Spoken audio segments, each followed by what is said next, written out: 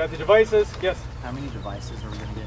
So you get, there's 16 total in here. There's 10 in here that are all set up on the phone. Then there's a second pack, accumulated ones. So when you see this urine value, remember 100% is good, 0% is bad. Any range in between there, it's linear, good to bad.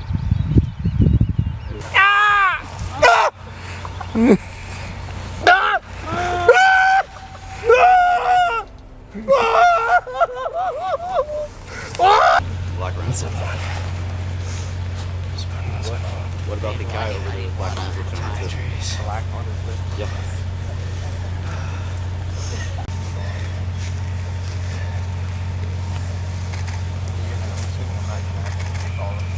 No, get it all off. Come on, Nike. Come on. Okay. You're hitting do more stuff. Yeah. I can't use my right arm. Listen. Spontaneous respiration. Here. Alcohol. Clean. Googly.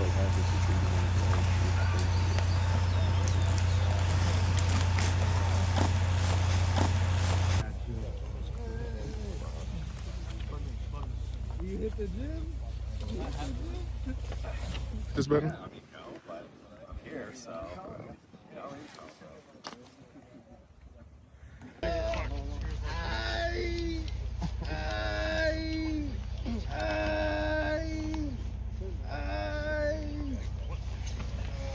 Yep. I. Burns to the face, neck, and chest. Full thickness. That first set of vitals. Right, I got the ketamine. Heart rate 84, respiration.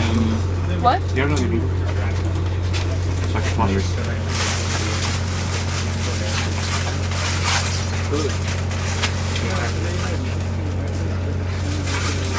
Heme unresponsive length partway through the scenario. Okay, I need an amputation.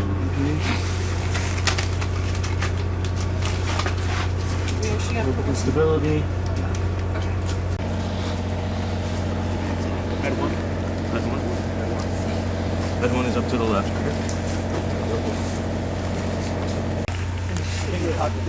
Back up now. Give me some space, Jimmy. So from this device right now, You got the MISC? Card? You got the MISC?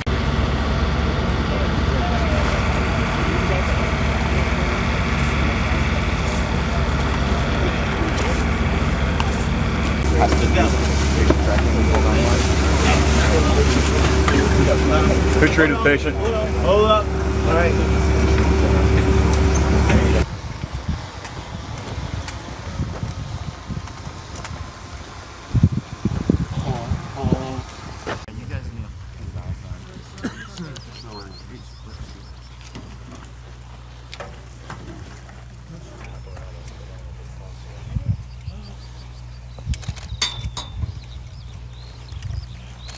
Optimized by no means.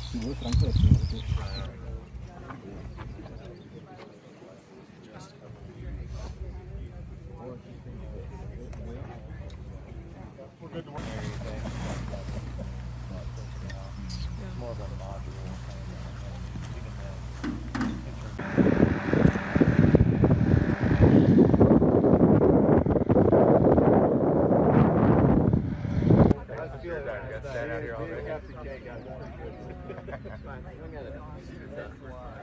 He has an apartment. Yeah, what do you and then you have some that's individualized. No, everything's just Like honestly, if they use something similar to the litter straps on it, but and then we were talking about possible like similar pins that we have on the MEVs, because it's already a mechanism that we use for it. They could easily convert it where it just pins in.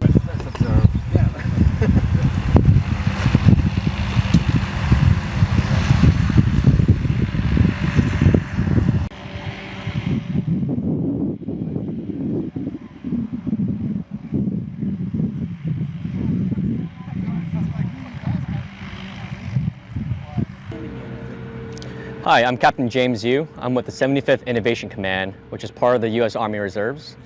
I'm part of the Medical and Biotechnology Detachment. I see.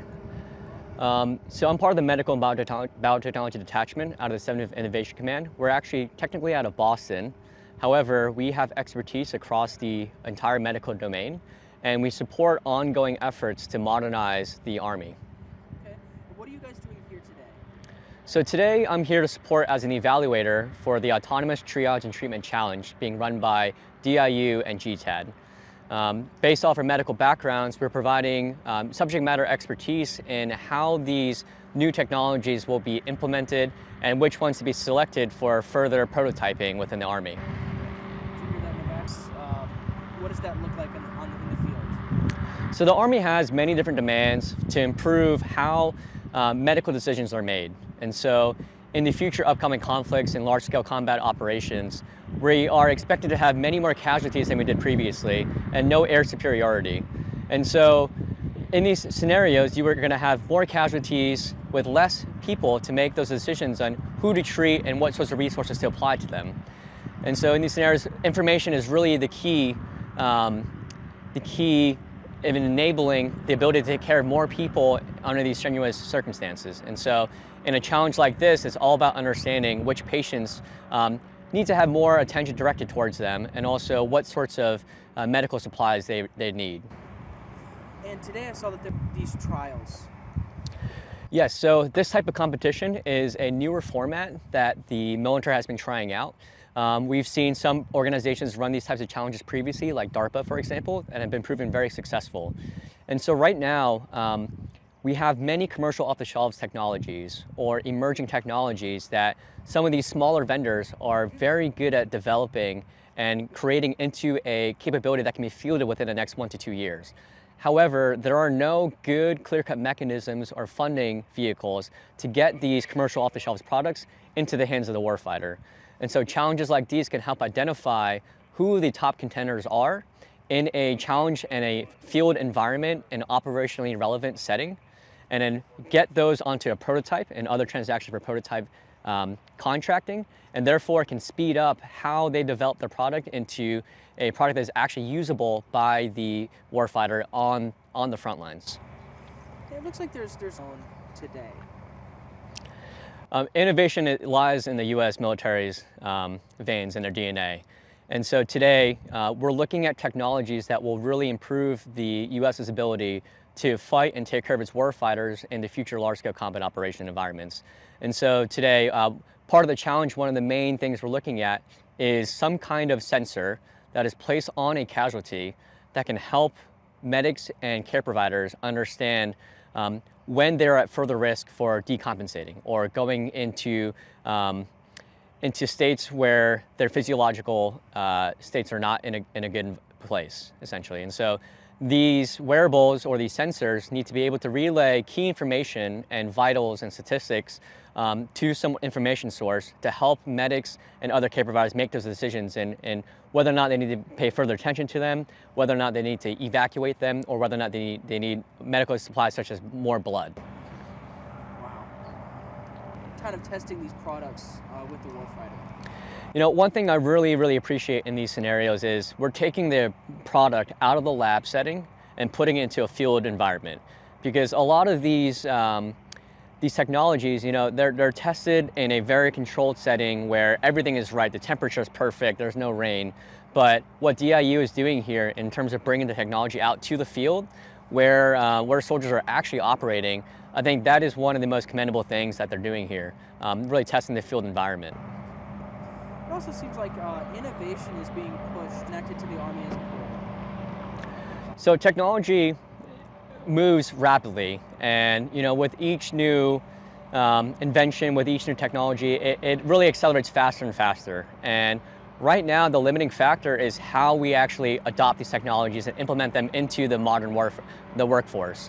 And so, I think what the Army is doing right now is fantastic. It's pushing on many different fronts in terms of innovating and modernizing, and these faster, you know, where you can design, build, and test these different products and get them into the hands of the warfighter. These types of innovations are really required in order to stay relevant in this peer-to-peer type of environment. Okay. And then something